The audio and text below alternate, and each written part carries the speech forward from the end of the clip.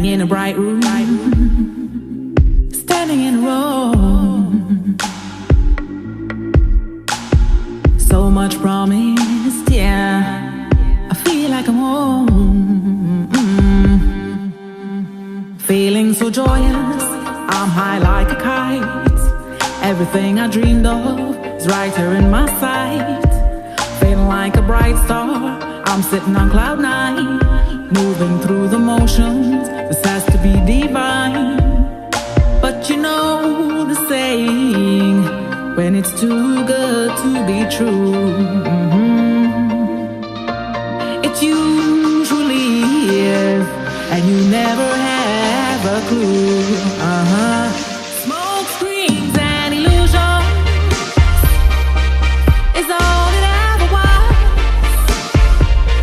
Smoke screens and illusions, a parade of actors and things that you dreamed of. Smoke screens and illusions, a mirage of lies in the dry desert. Smoke screens and illusions leaves you bleeding 'cause you've been cut. Standing in a dark room, standing in hell, feeling so messed up. No one could ever tell. Welcome viewers to Expo Art Tobago's production, Our Visual Art Creatives. Segment 1 was well received. There were many views and shares and likes on Facebook. It was just amazing to see. I agree. My co-host Leafy and myself will be taking you on a journey through segment 2. Stained glass has been around for 1,000 years. 1,000 years? 1,000 years. It's very old. It's seen primarily in churches and religious buildings. We know it as an art form that uses different bits of colored glass in a decorative way.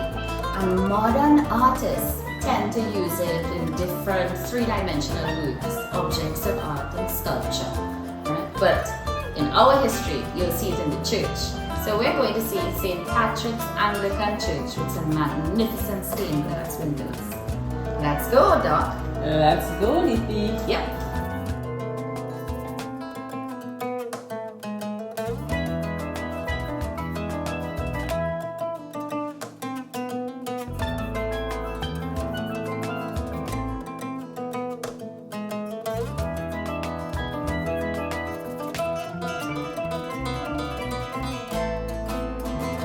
Today's segment opens right here at St. Patrick's Church in Mount Pleasant.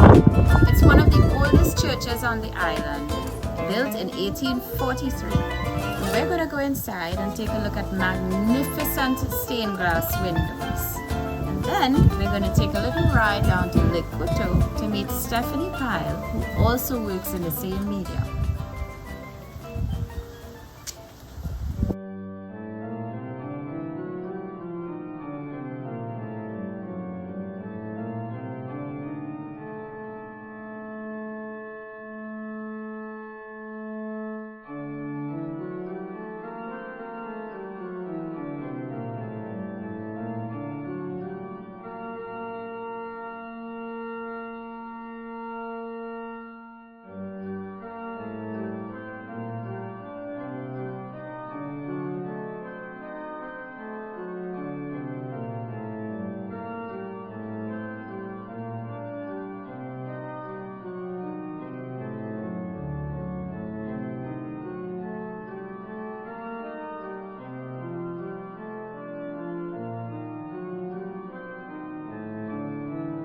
We're going to take a little ride down to Lake Coteau to meet Stephanie Pyle, who also works in the same medium.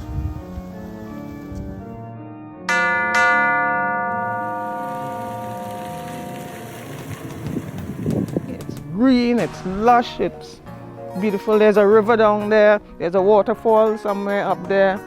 So I'm all for selling Lake Coteau. Tell us about Stephanie Pyle. I wanted to expand. In Trinidad, I operated on a table. Okay. As you see, where I'm in a whole room. Right, you have and, studio space. and I also have more space outside to plant my plants. Before that, I worked at the University of the West Indies. Well, I spent about almost 10 years in Montreal, Quebec. In fact, there's where I encountered stained glass. In fact, I would pass through walk through the streets and saw this wonderful thing in people's windows and wondered what was it? And then I discovered it was stained glass, and I took a couple of courses. I need to have it.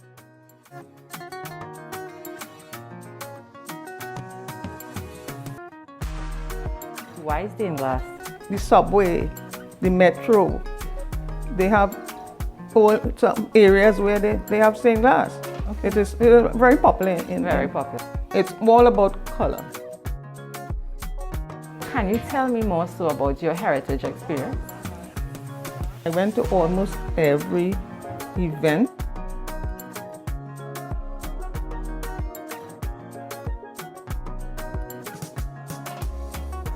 Heritage event. Yes. Based on the experience that you're describing, it was a time.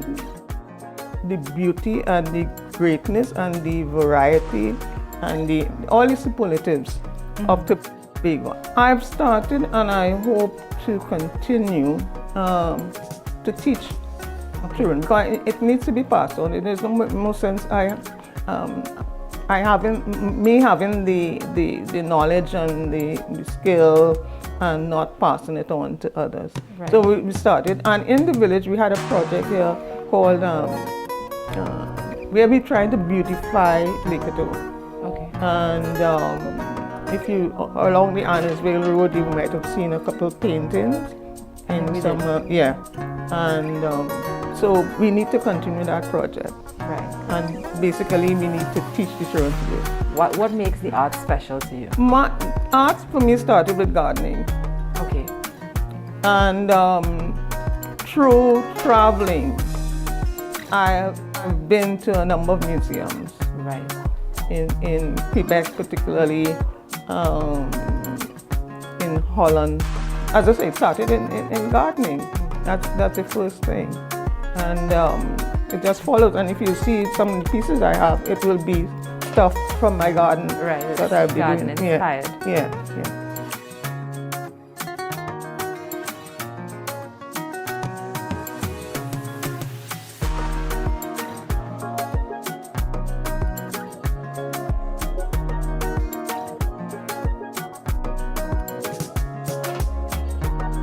It's all about color.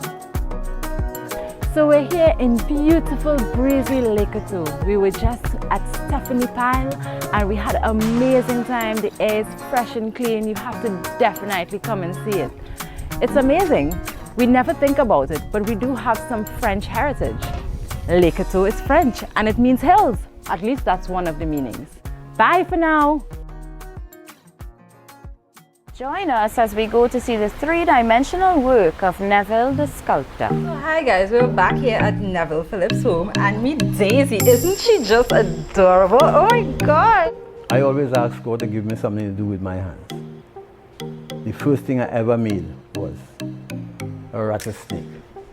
From then I started to do all kinds of carvings, give people, something present or something, like if you have a little wedding or so forth, I give a gift, I do a carving or some special occasion. If I see a block of wood, all I'm thinking about is whether I could start a fire with it or not.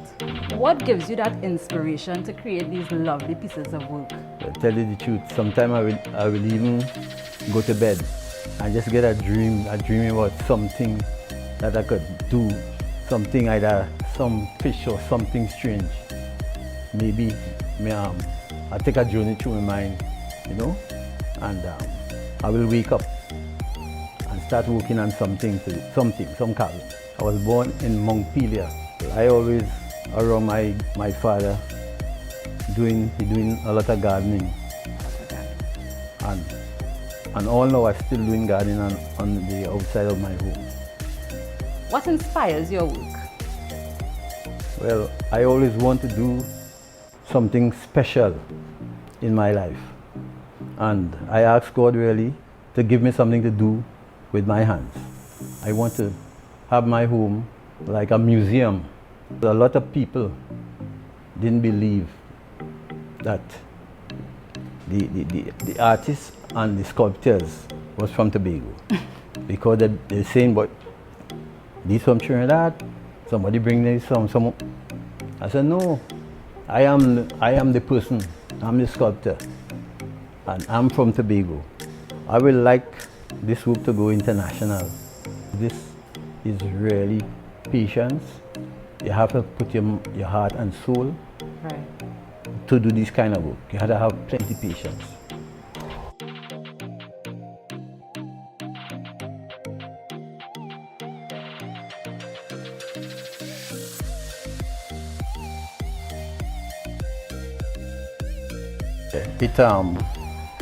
It part of showing to a little bodybuilding that when you do a pose, flexing your muscles and so forth. These peacocks, flex the muscle, the wings.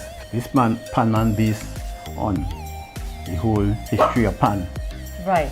And it represents a backyard, we are making a pan. They used to get these little oil drums or biscuit drum and make a pan and put some notes on it and so forth to play. So this whole sculpture represents that. The work speaks for itself. Now I want to, before these people, I want to thank you. As I never said before, I always have, I always be in a secretive way for all the support that these have been pressing all through my life. It come like honoring the master, which is God, or the creator. I honor you and I thank you for making things, worthwhile living. You understand? So, before these guys here, I want to thank you for all the support I get in life with my carving. That I was so successful. Okay.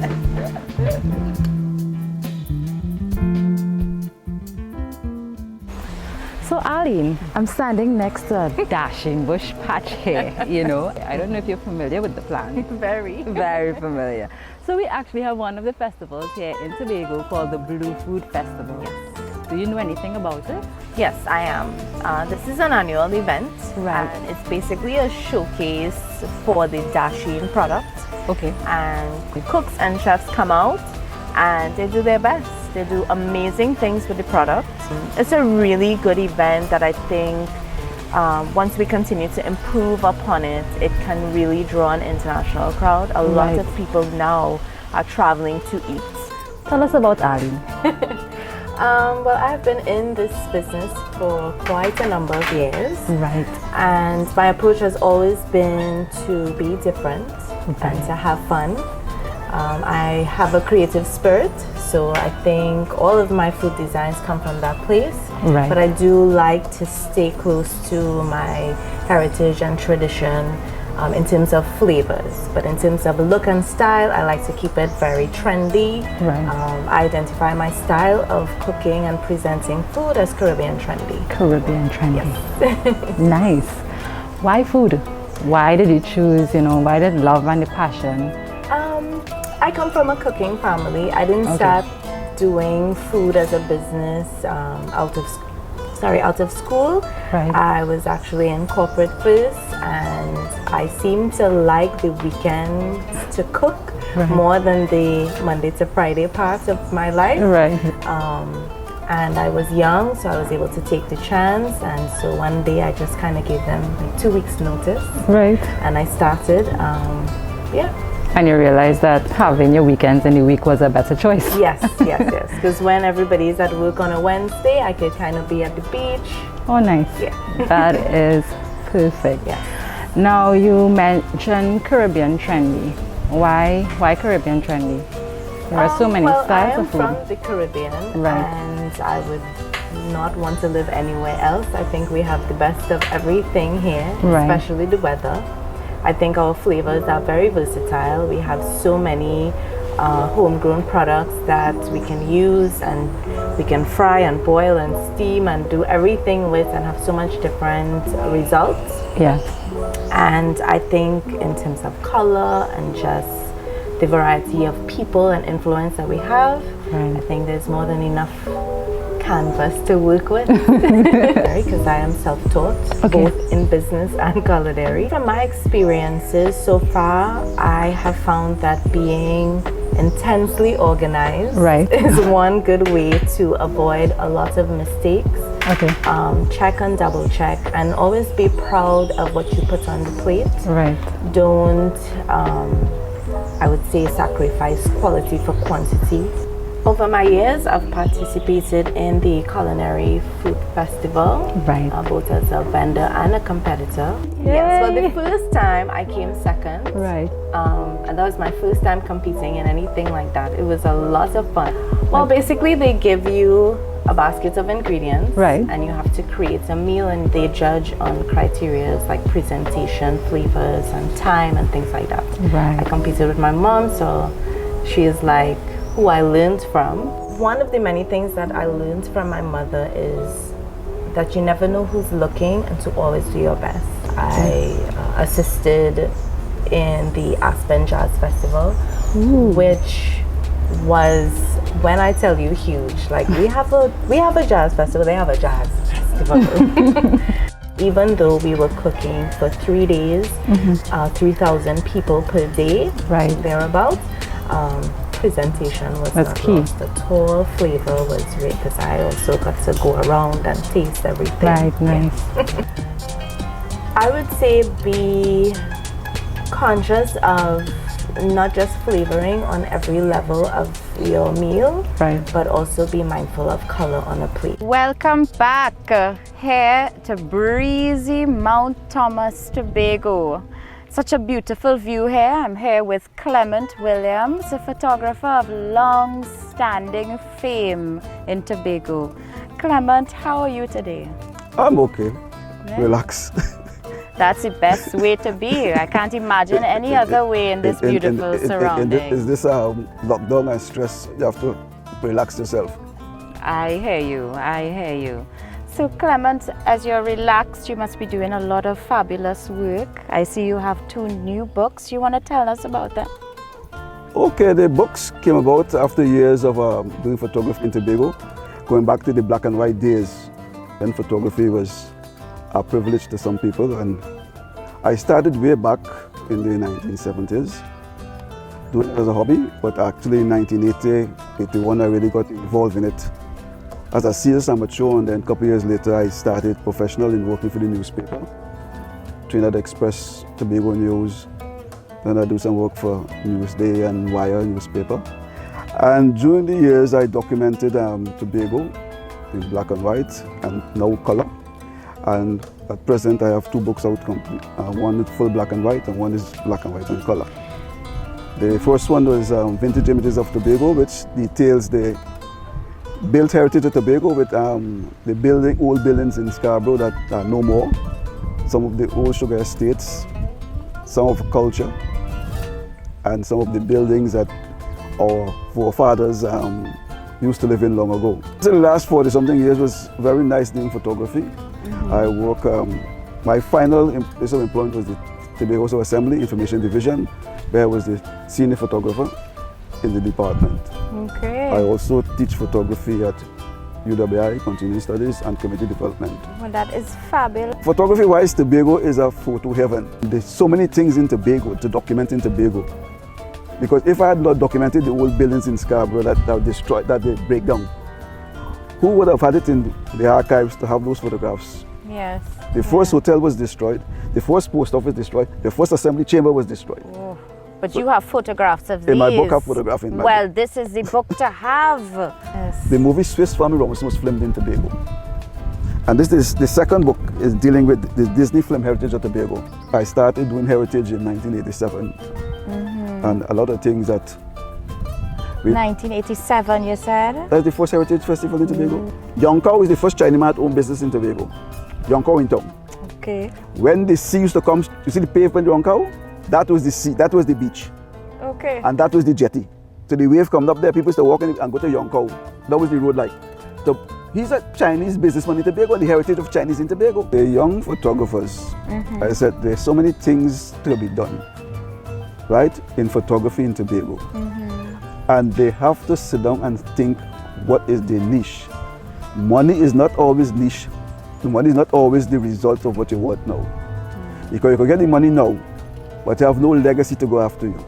Yes. If you document Tobago, you have a legacy going after you because you have something to show in years to come. This is how Tobago look, and this is how I doc Tobago. Because photography, part of photography is to document history.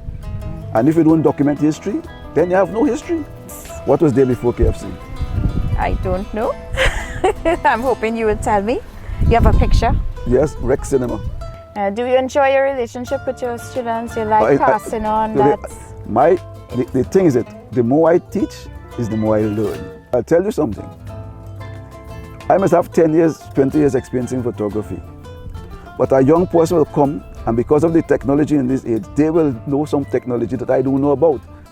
We thank you for your interview, Mr. Clement Williams. With the kind courtesy of the Almandov's family, we will now be displaying a collection of black and white photos of Tobago.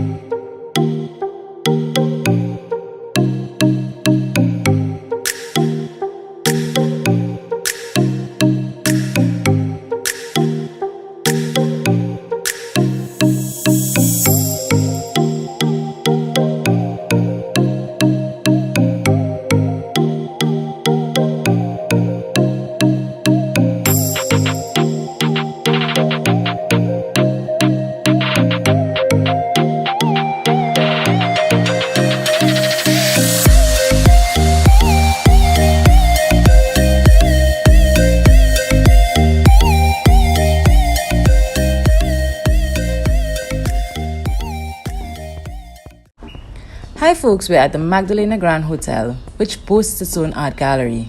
Come and enjoy the work with us.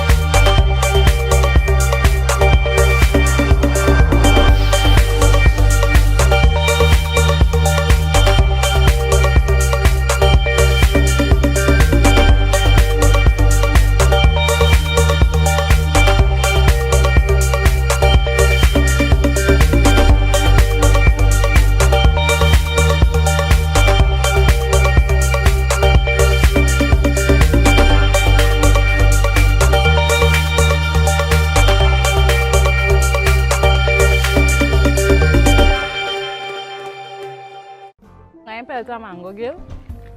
Gil, hits it.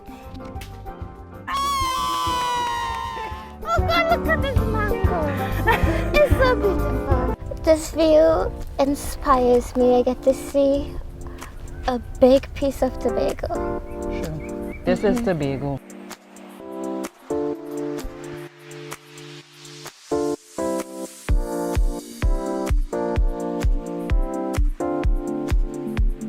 Based on my experience taking part in these village heritage events, it has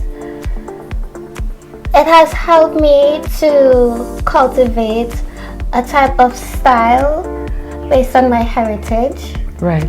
So it influenced me when I'm being creative as well. What kind of advice would you give to them if they were interested in specifically fashion? Well, especially fashion, there are a lot of challenges to start off in the industry. It's very hard if you don't have the finances and that kind of stuff to get started. Right. But it is not something that you could just jump into. You have to have a love and a passion for it, because as somebody who's young and aspiring to be a designer, you have a lot of ideas in your head of designs that you want to, you know, put out into this world to represent yourself, but you may not have this skill set. So I would advise them, take time to develop your skills so that you could showcase your creations properly. I prefer to do my patterns 3-dimensional. That is why I do dripping like this. Okay. So from the dress form, I drip the pattern like these writings and stuff you see here, like pattern pieces. Right. So that is how I get my patterns. You see what you're doing when you're dripping. When you do it 3-dimensional. When you drip and you see the way how it falls immediately. To put things together, you have to open your mind to all the different options and possibilities that something could be done in order to get the outcome in your head that you're trying to project. Right. Irving, here I'm looking forward to COVID ending and seeing your new production. I'm sure that they are going to be mind-blowing. I don't want to say too much as yet, but I am working on something. We in the Caribbean have something special to offer the fashion industry. Right. Something truly special and unique. A Caribbean style, a Caribbean aesthetic, a Caribbean vibe. Could you tell me a little bit about this collection? Well, this piece is from my molasses collection. Okay. It's for the sweet girls who like sweet things. Molasses.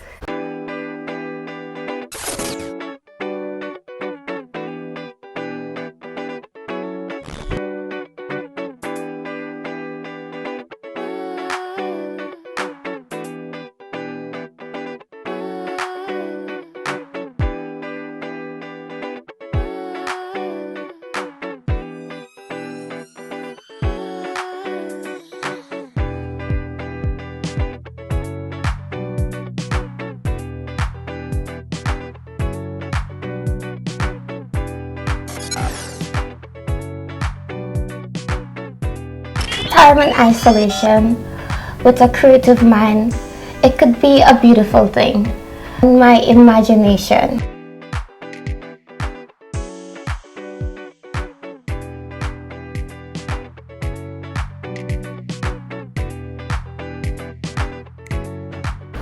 Hi guys and listeners, we're here at the Healing Garden with Rashad at Le Chateau. Hi Rashad, how are you? I'm fine, thank you. And how are you? I am okay. So soon we'll be off to healing with the horses in Buku, so stay tuned. Tell me a little about your inspiration for the garden. So the inspiration for the Healing Garden more or less came from us. Here again at the Buku facility, Heritage facility, and we're heading down to where the horses are actually grazing. And Veronica is mad at the wheels, but very safe and mad. And we're going to see what the horses look like when they graze. It all grew very organically. We never planned of having a horse business. It just all grew out of passion, I would say. We started to organize tours So swimming with the horses, walk through the village, along the goat race track, along the wetland, along the mangroves for a long beach ride, and then we go swimming through Buko Bay. And it became really, #1 on TripAdvisor. Our vision is really to create retreats, one-day retreat. So we're spending a time, we start at 7 o'clock in the morning with a meditation outside of the park on the beach. Then we go up to the yoga deck, we have some tea. Then we have a vision board workshop. Then we have a healthy lunch. We invite we have a great vegan guy here on the island who serves the lunch here, maybe cooks outside. People can watch, learn about healthy lifestyle. And then we're going to go into art therapy.